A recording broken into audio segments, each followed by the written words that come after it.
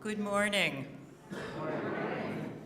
I am Jim Cavenaugh, and I share leadership of today's service with lay community minister and the other half of the Cavenaugh duo, my husband, Jim Cavenaugh.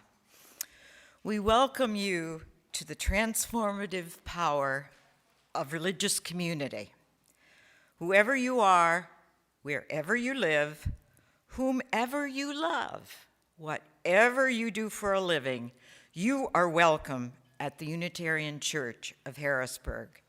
We invite you to join us for coffee hour following this morning's service, either downstairs or on Zoom, online or in person. We're glad you're here.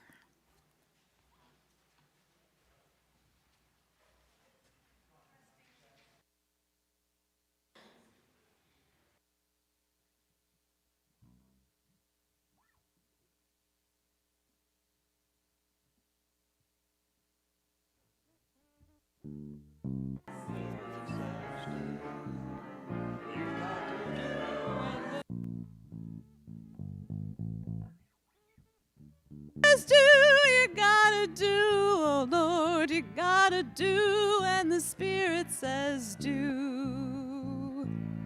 Spirit says do, Spirit says do, Spirit says do, Spirit says do, Spirit says do, Spirit says do. You gotta sing when the Spirit says sing. You gotta sing when the Spirit says sing.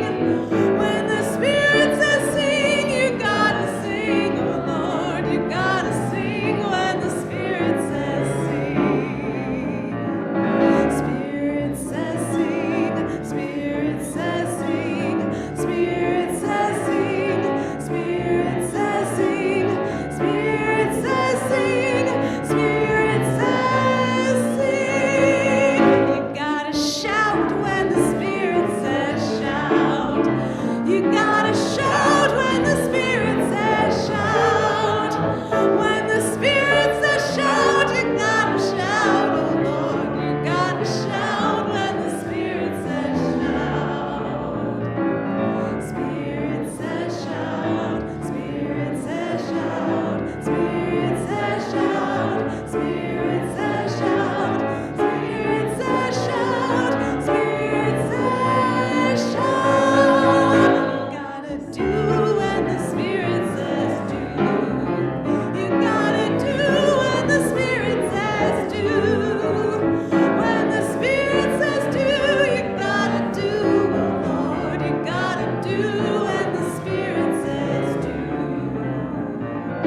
Spirit says do, Spirit says do, Spirit says do, Spirit says do, Spirit says do, Spirit says do, Spirit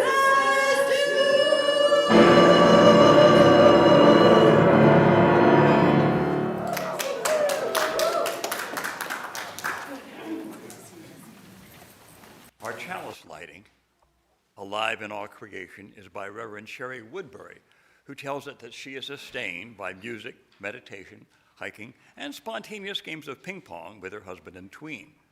I share this information because the first two will be part of this service, and because I've learned that anything which sustains us helps us deal with stress. Spark of the Spirit, cupped in earth's embrace, light of love, alive in all creation. As we kindle this flame, we rekindle our connection to the sacred web of life. Our call to worship is responsive, and your response is in the order of service. For times when our lives have too many questions with too few answers, We pause to heal. for times when the uncertainty we face is a huge question mark hanging over us, We pause to heal. for times when the Spirit says do, but we're running on empty, We pause to heal. for times when there's too much month left at the end of the money, For times when the boss wants more, regardless of our ability to do it. We pause to heal. And for all the other times when life seems too much, but we need to keep going, we pause to heal.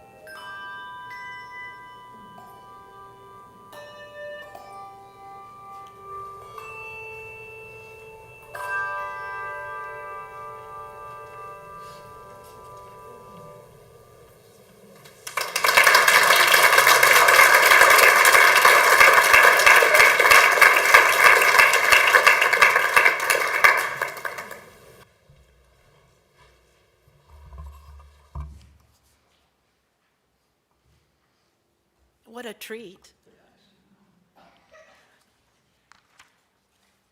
So good morning, my name is Corey, and I serve as your Director of Lifespan Faith Development. Today's story is about Cora, and for some of you that know me, no, it's not about my dog. This is, this is about a little girl that's constantly plagued with nervous questions, the what ifs. Can you say that with me? The what ifs. These sneaky little creatures like to make her worry about everything. This story introduced real-life cognitive behavioral therapy techniques in a playful way, perfect to reassure kids that they can thrive even when the what-ifs loom. So let's begin our story. Cora was a nervous girl, always jumpy, always on the edge, always wondering if something grim was going to happen.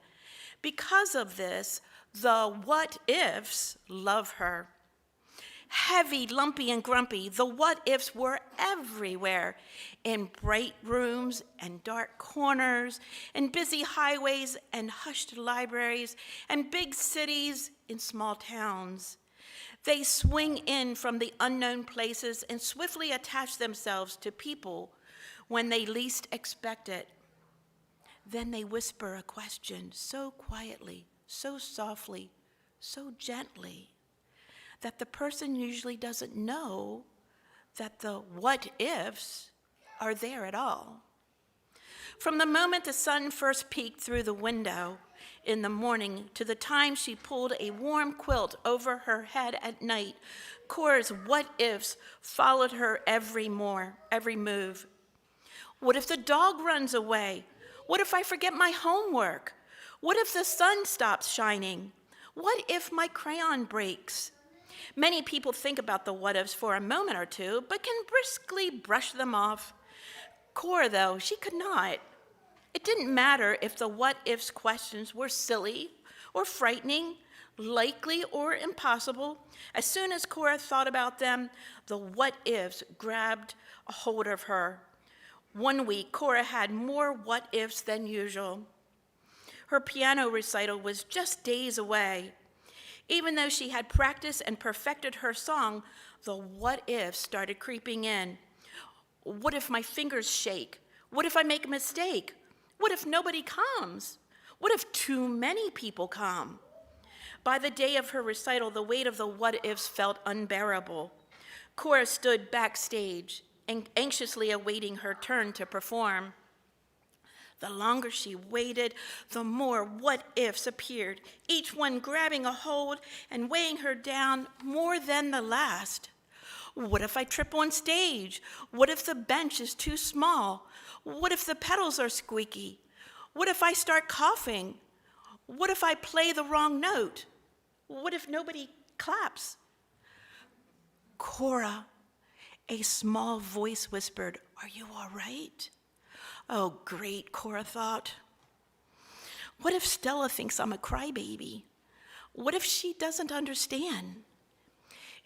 It's nothing, was all Cora could muster before she started crying. It doesn't sound like nothing, Stella said. Cora took a deep breath and said in a hushed voice, I just have too many what-ifs. They make me imagine bad things that could happen, like what if I mess up? Or what if I sneeze during my song? Everybody gets what-ifs, Cora. Just a minute ago, I asked myself, what if Cora is sad and I can help? Listening to Stella, Cora started to wonder, what if she can help me? What if I can trust her? I wish mine were like that. My what-ifs are grim, Cora looked down. Do you ever have good what-ifs? Stella asked. I don't know. I didn't even know that there were good ones, Cora whispered. Of course there are, Stella said. Like, what if there's chocolate cake after the recital? Or what if I play better than ever? Cora chimed in, peering at the boy pounding his piece on the piano. Cora suddenly felt her what-ifs begin to change. The heavy, lumpy, and grumpy what-ifs slowly slunk away, while new ones arrived in their place. Just then, the teacher announced it was Cora's turn. Cora walked out to the piano without tripping. The bench was just the right height. Her hands quivered as they hovered over the keys. But then she sat down and began to play, and the grim what-ifs slowly continued to disappear until she hit the wrong note. Oh no, what if everybody laughs at me? What if I get booed off the stage? Cora wanted to cry. She tried to ignore the people staring, waiting for her next move. Then, out of the corner of her eye, Cora saw Stella. What if I can do this? She asked herself. Cora took a deep breath and started to play again with confidence. Her fingers danced across the keys. When she finished, the room filled with applause. Cora took her bow and smiled at Stella. She couldn't help but wonder, what if I made a new friend today?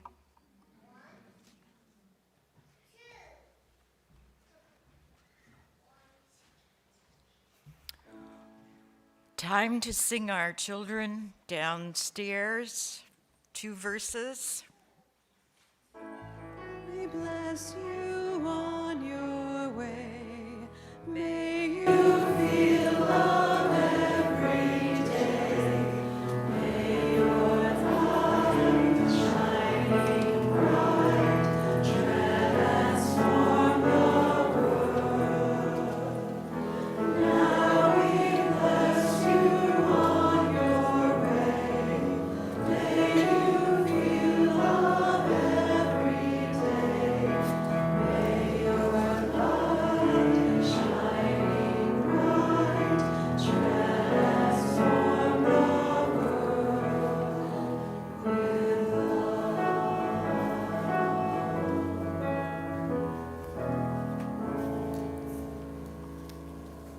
What if some of us have different senses where the chalice lighting goes in the church service? In case you missed that up here. Good morning. When Jim asked me to be his lay liturgist for today and do a member reflection, he asked me to talk to you about things that give me stress. But as his thinking evolved on the concept of holy pause, as it always does when he prepares a sermon, I was relieved that my focus could shift from what stresses me to how I cope with stress. So here are my top 5 stress reduction strategies, in under 5 minutes in no particular order. My first and foremost channel to a less stressful life is reading all kinds of books. According to my mother, I began reading little golden books between ages 3 and 4. I sense that I memorized them. Now I read mysteries, historical novels, science fiction, fantasy, novels, plays, poetry, travel, and biographies, some titles for entertainment value, and some for knowledge, and some for a mixture of both. I often take notes and keep lists now that my memory's a little less reliable. I also enjoy recommending books and discussing them. I'm not bored or lonely if I have a book. 2, listening to music. Music, singing, bell choir restores my soul. Although my adult life experiences haven't included singing in a choir or playing an instrument, I love being audience. Music soothes or inspires or otherwise touches my heart. How wonderful it is on Sunday to enjoy the talents of our wonderful UU musicians and guests. I always look forward to singing our hymns and hearing instrumental performances. Those of you who sing and play here are definitely helping me cope with stress, yea, even overcome it. Thank you. Watching plays. Continuing my theme of being audience, I appreciate the opportunity to attend dramatic performances And I especially love to see and hear Shakespeare's plays performed. The rich language, the humor, and the insights into human nature are fascinating to me. Number 4, being with family and friends.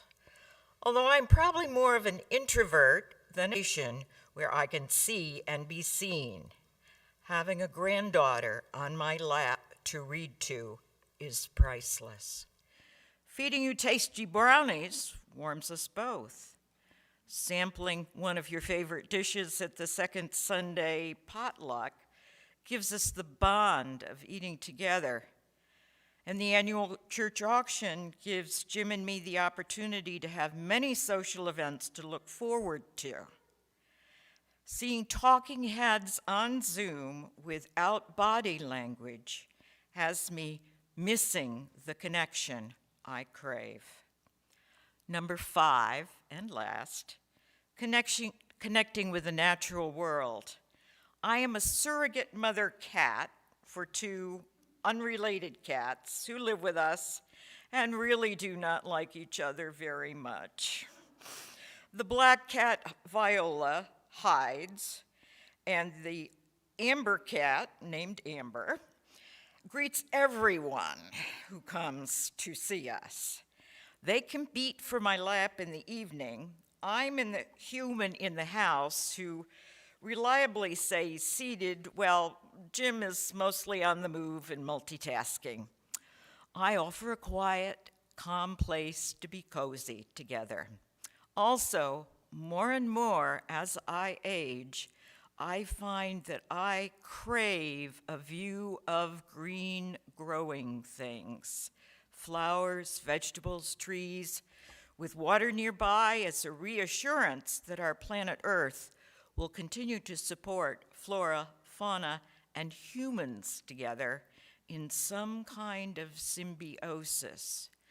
I need to believe in the interdependent web and act as if we humans are learning how to practice our UU values. I need to breathe in clean air and walk on unpolluted ground. I need to breathe out a sense of wholeness and community. These 5 personal strategies, reading books, listening to music, watching plays, being with family and friends, and connecting with the natural world help me to reduce stress and stay sane. I hope to continue my version of a holy pause, breathing in peace and breathing out love. Thank you.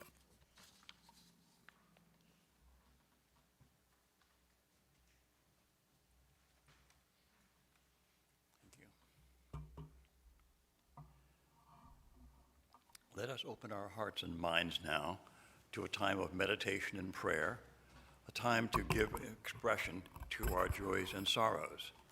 Life inevitably brings joys and sorrows, worries and triumphs in community. In community, we often find that sorrows shared are eased and joys shared are multiplied. What burdens of sorrow or worry weigh heavily on you this morning? What joys or gratitude lift your heart? We invite you to share them now by writing them on a slip at the rear of the sanctuary, or if you're with us online, type them in the Zoom chat. Please indicate whether your message is okay to share out loud. You can also enter your joys or sorrows by placing a stone into the water of community. There was a candle there a while ago. Please come up your right aisle, namely that one, and return by the other side. There is actually a walkway across the front. Spoken or unspoken, our hearts join with yours in bearing and celebrating all that life brings.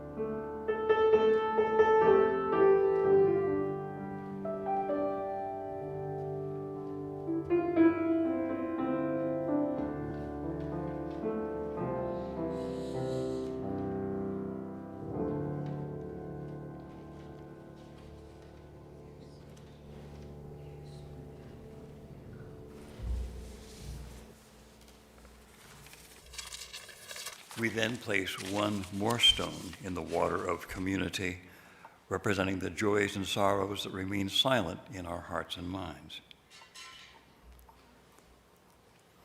We have a number of different kinds of statements. There is nothing else like hearing the bells live. Thank you, bell choir, for returning to us in person.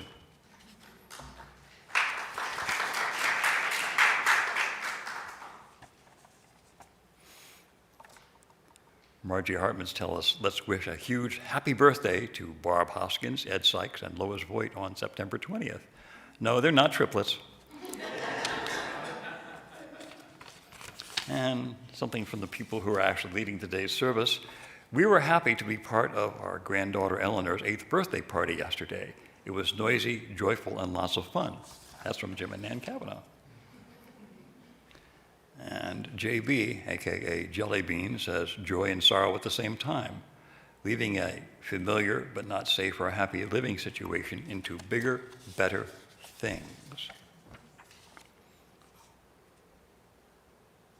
Laura Ettinger tells us, in the last month, 3 people close to me have received cancer diagnoses. Please hold them in your hearts. And Ann Stillwater is missing JD, but he's making good progress on writing/rewriting his book while isolating in rural Ohio. And a personal joy. During the service, if children are audible, it says we're doing the right thing. A former minister, Howard Dana, pointed out that we are their present, they are our future. And a service without children would mean we have no future. So we are lucky to have children with us.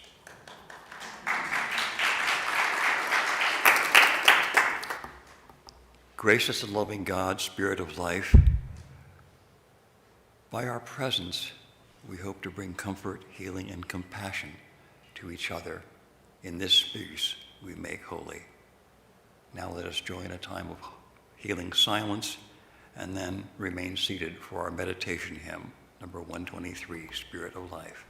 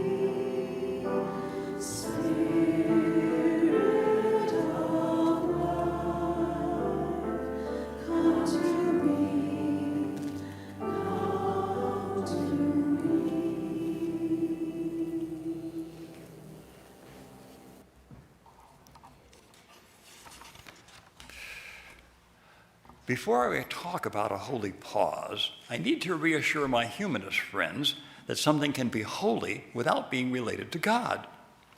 I'll be talking later about the teachings of Thich Nhat Hanh, a Zen Buddhist, and here is one of my favorite quotes from Thich Nhat Hanh. Sweeping the floor, watering the vegetables, and washing the dishes become holy and sacred if mindfulness is there. With mindfulness and concentration, everything becomes spiritual.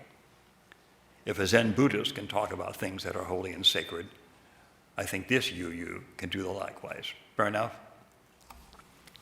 I've been a volunteer chaplain at Dauphin County Prison, or DCP, since January 2005, when I needed to fulfill a seminary requirement and was invited to be an intern chaplain by the staff chaplain, Larry Coleman, who has since become a longtime friend. I found that I could talk with inmates and pray with them. I've been a prison chaplain ever since, with time off due to COVID, which got all volunteers evicted from DCP. After Chaplain Coleman invited me to attend the PA Prison Chaplains Association annual training conference back in 2007, I joined PPCA, kept up my membership, and just attended my 17th training conference at the end of August.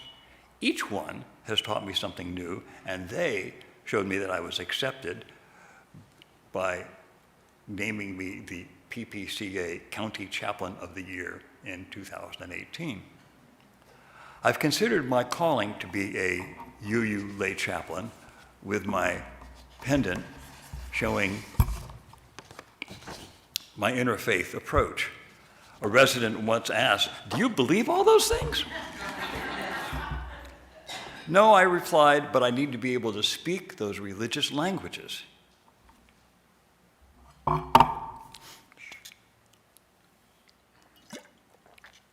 At first, I served as a chaplain to the women in K Block, the housing unit for those in the general population. My so-called office was a table with built-in benches. Imagine a really big picnic table made of heavy-duty stainless steel bolted to the floor in the middle of a day room. Due to overcrowding, the day room also had maybe a dozen double-deck bunk beds in it. Women who wanted to talk would come up to me in my not at all private office. One day, a woman approached me, told me she was nervous about a hearing the next day, and asked me to pray for her. My answer came from a wonderful inspiration I had. I told her that I could do better by giving her a short breath prayer, which is both prayer and meditation, that she could remember and use anytime she felt stress. The first part, I said, is to inhale as you say or just think without a sound, God with me. So it's God with me. The second part, as you exhale, is to say or think, me with God. So the whole breath prayer is God with me with God. By the way, if I hadn't heard her request for a prayer, as opposed to, could we talk? I would have asked her if she believes in God in any kind of way, which is how I usually ask that question. Since that definition allows for many beliefs, the answer is often yes. When the answer is, I'm Muslim, the breath prayer becomes Allah with me with Allah. And if they don't believe in God, I make it clear that I support their chosen belief, and it becomes peace in me in peace. Maybe we could try it. Please use the words you are comfortable with. God with me with God. Allah with me with Allah. Peace in me in peace. She and I practiced it a few times, and I pointed out that the slow breathing will always calm us down, and she smiled her agreement. But the meaning of the words is even more powerful because they remind us that no matter where we are, God is with us and we're with God. So wherever we are, a prison, a hearing room, anywhere, becomes less lonely and less scary. And a side note about loneliness, after talking with many women and men in prison, I've come to appreciate that we can be surrounded by people we didn't choose to be with and still feel lonely. I think many of us have had that experience, hopefully not in prison, but perhaps when we've been in a crowd of strangers. After the inmate and I had practiced the breath prayer a few times, I think she was more relaxed as she walked away. The next time I was there, because I came once a week, she wasn't there. So I think the hearing went okay for her. And I have a mental picture of how it might have gone for her. She's just sitting there, waiting her turn in the hearing room, surrounded by people in suits and uniforms in what could be a very stressful situation for her. And those around her have no idea why this woman is so calm when all the other inmates waiting their turn are really nervous. I visualize her sitting there quietly, just breathing the breath prayer. God with me with God. I use it most often when I'm stuck in traffic, at a red light and running late, which is typical. I can either snap out and lose my temper, which would not help, or try, God with me with God. The breath prayer calms me down and makes me a better driver, which is good for me and all the others on the road that day. It calms me down so I think before I respond to whatever happens to me. She calmed herself down with a breath prayer so she could think about what was said to her before responding. And her thoughtful response led to a good outcome for the hearing. By the way, since most of the people locked up at Dauphin County Prison are there because they couldn't make bail, they have been arrested but not found guilty of anything. I could say that they're in a modern-day poor people's prison. At any given time, about 2/3 of the inmates locked up at Dauphin County Prison are there because they couldn't post bail. So she may simply have been let out on bail because someone came up with a needed amount of money. If you'd like to help make the prison less of a poor people's prison, please talk to Darlene Kowaternick, Sam Moore, or John Hargraves, who volunteer with the Dauphin County Bail Fund. And thank you, folks, for doing those things.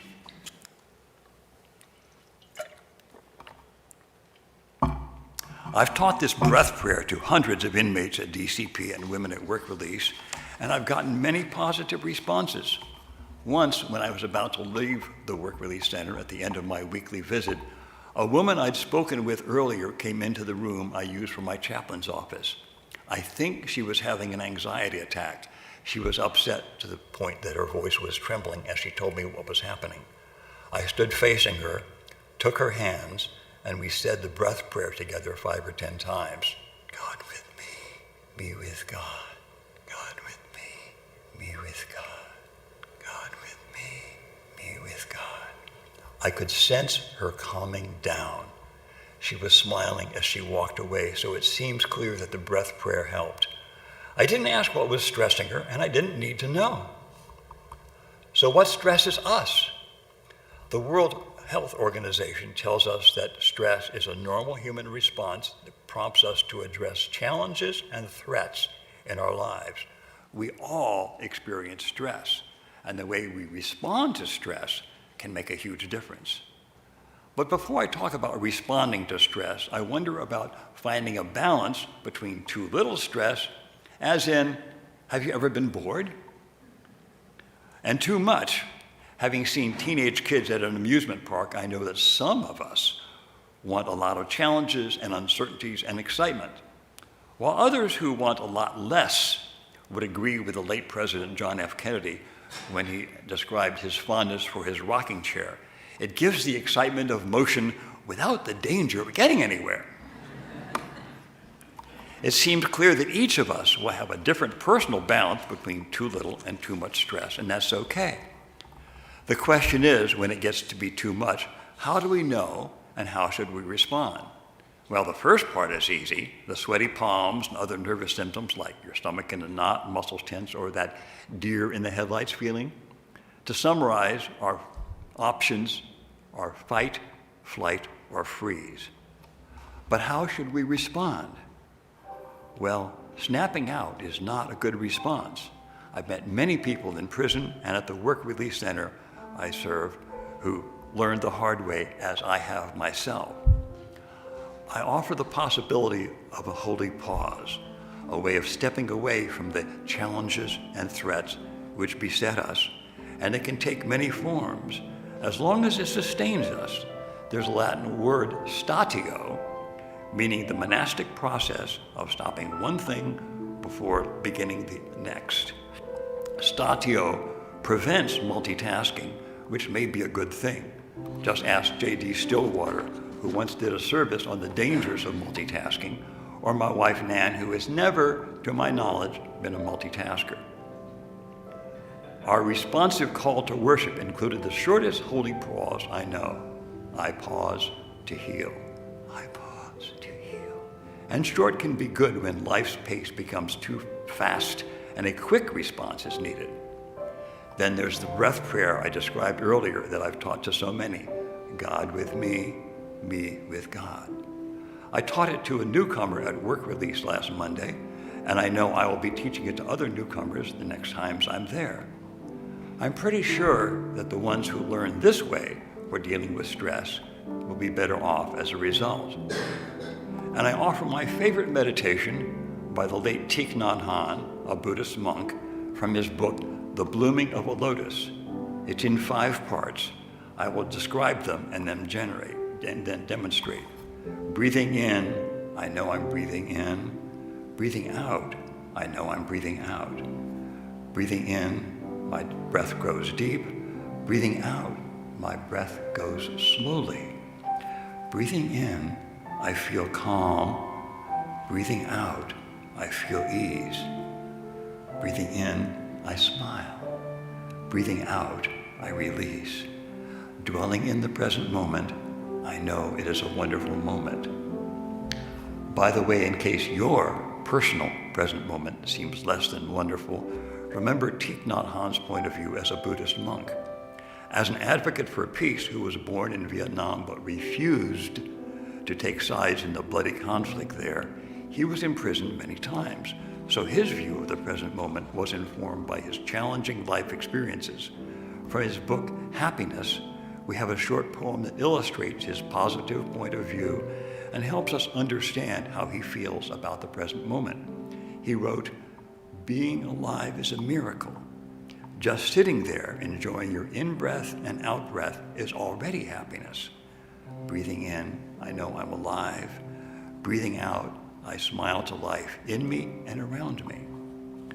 I find it easier to sing a short version of his 5-part meditation to a simple tune with help from our accompanist. I will ask Chris to play it first.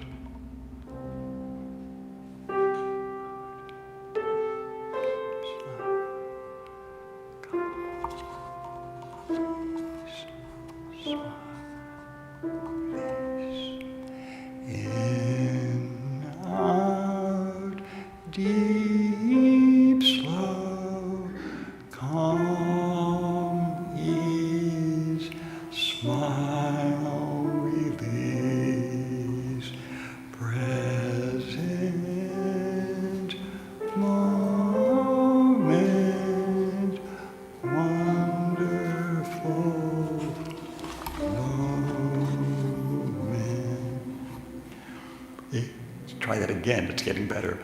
In, out, deep, slow, calm, ease, smile, release, present moment,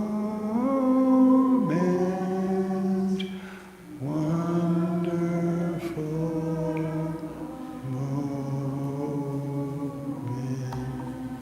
Now, the challenge for me is to sing it as I breathe it, which is how I usually meditate with it. I will try, and please bear with me. If you want to try with me, feel free. You have the words there.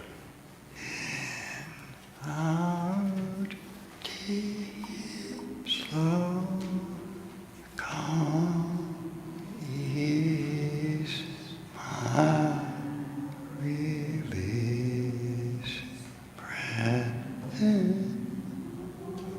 Moment, wonderful moment. Thank you. As I mentioned before, the shortest meditation I know is I pause to heal, and we can breathe it. I pause to heal. I pause to heal. We said a communal version as the response in our call to worship. Why might meditation help? What they all have in common is that they help us to focus on the present, to the exclusion of stuff from the past that messes up our thinking, and concerns about the future which do likewise. This benefit of meditation has helped a lot of people in DCP and work release get to sleep. For example, before COVID got all volunteers evicted from DCP and even from work release for a while, I was talking with a newcomer at work release, and I asked her, "How you doing?" She said, "I can't sleep." I've learned that over the years, many people who are locked up have trouble getting to sleep because they're not where they want to be. They will wake up where they don't want to be. Since she and I had already practiced the breath prayer, which seems to have a permanent place on the whiteboard in the work release room I use, or in the classroom, I should say, that I use for my office, I suggested that the next time she couldn't get to sleep, she just put her head down on her pillow and without making a sound, just think the breath prayer. Please bear in mind that before COVID, newcomers at work release would sleep in a room with maybe 3 or 4 double-deck bunks, so she had lots of roommates. She said she'd try it. And a few days later, while I was talking with another newcomer, she stuck her head in the door to say, "Chaplain, I had my best sleep last night in weeks because of the breath prayer you taught me." Since that experience, I've taught the breath prayer as a sleep aid to a great many women and men who are locked up and struggle to find sleep. They invariably tell me later that it really helps. I think any of these meditations will help us deal with stress, as well as other actions we can take that will sustain us by reducing or even preventing stress. Like most people, I think, I strive to find the balance between too much and too little stress. The author of our chalice lighting wrote that music and meditation sustain her.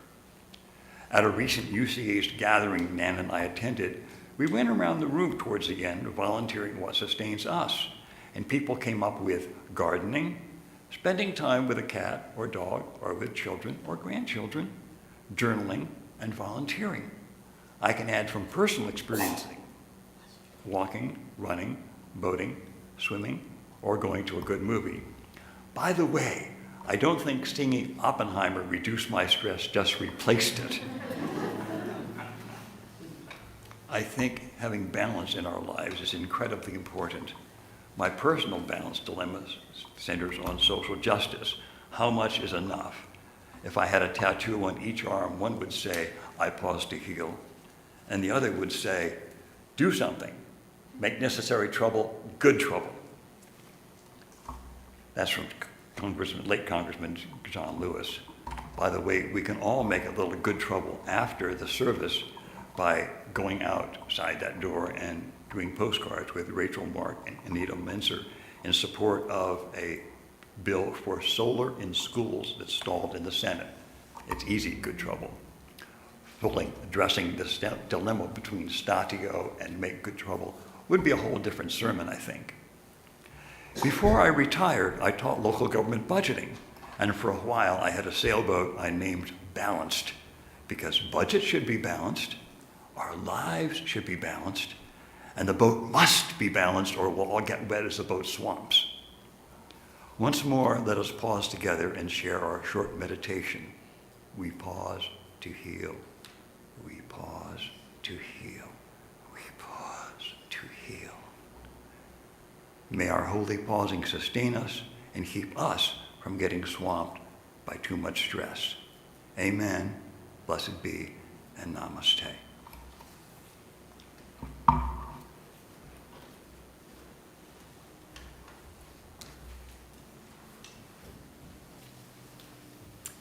The Unitarian Church of Harrisburg is, as always, a freely gathered church of free people. The church is created, sustained, and supported by us. Each month, we share half of our Sunday plate with a local nonprofit organization. For the month of September, we are sharing with the UU Justice PA Education Fund. UU Justice PA is an advocacy group that promotes UU values across the state.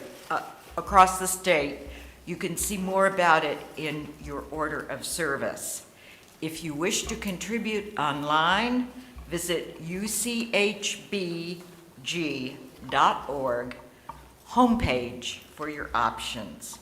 Your support and financial commitment matter. Please consider giving what you are able.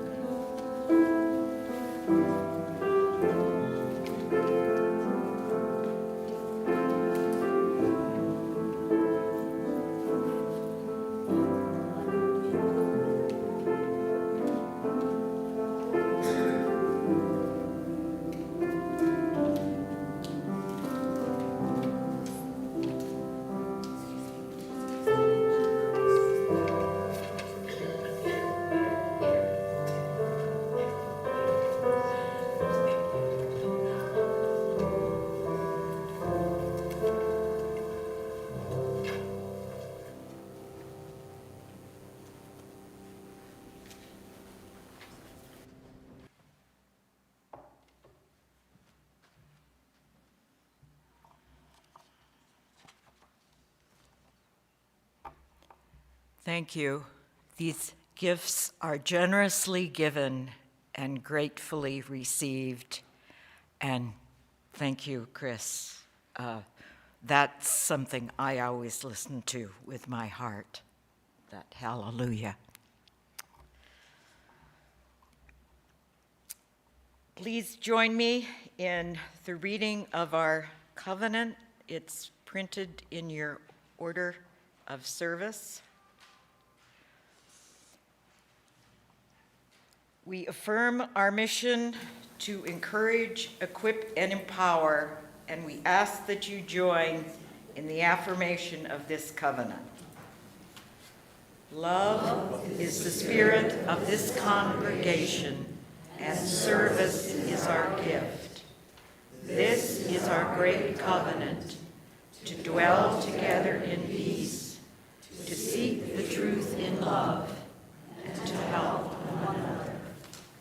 Please rise in body or in spirit for our closing song, Meditation on Breathing, and that's hymn number 1009 in your teal hymnal.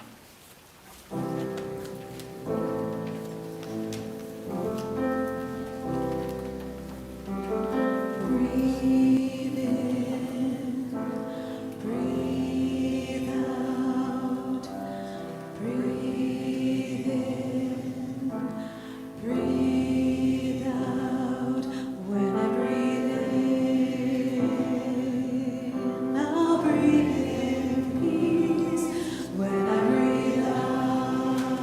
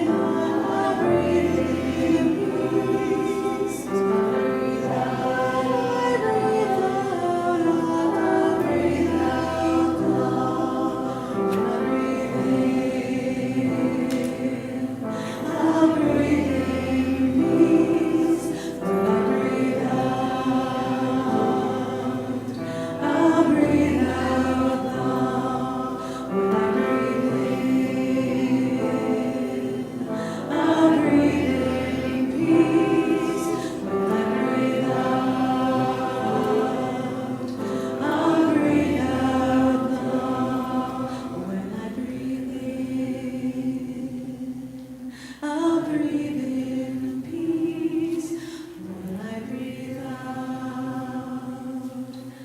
I'll breathe out love. As we breathe in, may we continue to breathe in peace. As we breathe out, may we continue to breathe out love. And above all, may we keep on breathing peace, love, and compassion. May it be so. Go in peace and return in love.